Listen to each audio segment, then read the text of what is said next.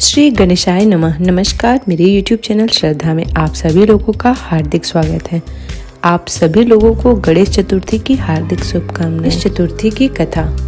एक बार महादेव जी माता पार्वती सहित नर्मदा नदी के तट पर गए। वहां एक सुंदर स्थान पर माँ पार्वती जी ने महादेव जी के साथ चौपड़ खेलने की इच्छा व्यक्त की। तब शिव जी ने कहा, हमारी हार जीत का साक्षी कौन होगा। माता पार्वती ने तत्काल वहां के घास के तिनके बटोरकर एक पुतला बनाया और उसमें प्राण प्रतिष्ठा करके उससे कहा, बेटा हम चौपड़ खेलना चाहते हैं, किंतु यहाँ हार जीत का साक्षी कोई नहीं है, अतः खेल के अंत में तुम हमारी हार जीत के साक्षी होकर बताना कि हम में कौन जीता और कौन हारा। दैव योग से तीनों बार पार्वती जी ही जीती।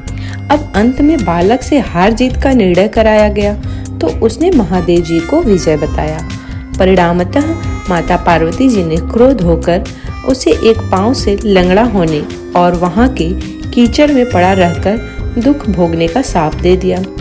बालक ने विनम्रता पूर्वक कहा, माँ मुझसे अज्ञानवश ऐसा हो गया है, मैंने किसी कुटिलता या वेश के कारण ऐसा नहीं किया है, मुझे क्षमा करें तथा शाप से मुक्ति का उपाय बताएं। तब ममता रूपी माँ को उस पर दया आ गई और वे बोली, यहाँ नाग कन्याएं गणेश पूजन करने आएंगी, उनके उपदेश से तुम भगवान श्री गणेश का व्रत करके मुझे प्राप्त करोगे। इतना कहकर वे कैलाश पर्वत चली गई। एक वर्ष बाद वहां श्रावण में नाग कन्याएं गणेश पूजन के लिए आईं। नाग कन्याओं ने गणेश व्रत करके उस बालक को भी व्रत की विधि बताई। तत्पश्चात बालक ने 12 दिन तक श्री गणेश जी का व्रत किया। तब गणेश जी ने उसे दर्शन देकर कहा, मैं तुम्हारे व्रत से प्रसन्न हूँ, मनोवांछित वर मांगो। बालक बोला, भगवान मेरे पाँव में इतनी शक्ति दे दो कि मैं कैलाश पर्वत पर अपने माता पिता के पास पहुँच सकूं और वे मुझ पर प्रसन्न हो जाएं। गणेश जी तथास्तु कहकर अंतर्धान हो गए। बालक भगवान शिव के चरणों में पहुंच गया। शिव जी ने उससे वहां तक पहुंचने के साधन के बारे में पूछा। तब बालक ने सारी कथा शिव जी को सुना दी। उधर उसी दिन से अप्रसन्न होकर माँ पार्वती जी शिव जी से विमुख हो गई थी।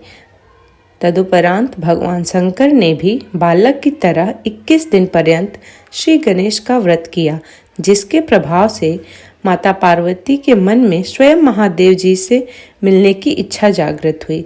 वे शीघ्र ही कैलाश पर्वत पर आ पहुंची।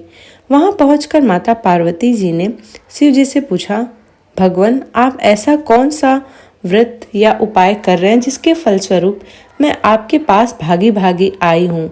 शिव जी ने गणेश जी का व्रत का इतिहास उनसे भी कह दिया। तब माता पार्वती ने अपने पुत्र कार्तिकेय से मिलने की इच्छा से 21 दिन पर्यंत 21-21 की संख्या में दुर्वा पुष्प तथा लड्डुओं से गणेश जी की पूजन की। 21वें दिन कार्तिकेय स्वयं ही माता पार्वती से मिलने आ गए। उन्होंने भी माँ के मुख से इस व्रत का महात्म्य सुनकर व्रत किया। कार्तिकेय ने यह व्रत विश्वामित्र जी को बताया। विश्वामित्र जी ने व्रत करके गणेश जी से जन्म से मुक्त होकर ब्रह्म ऋषि होने का वर मांगा। गणेश जी ने उनकी मनोकामना पूर्ण की। उम्मीद करती हूँ कि आज का यह कथा आप लोगों को पसंद आया हो।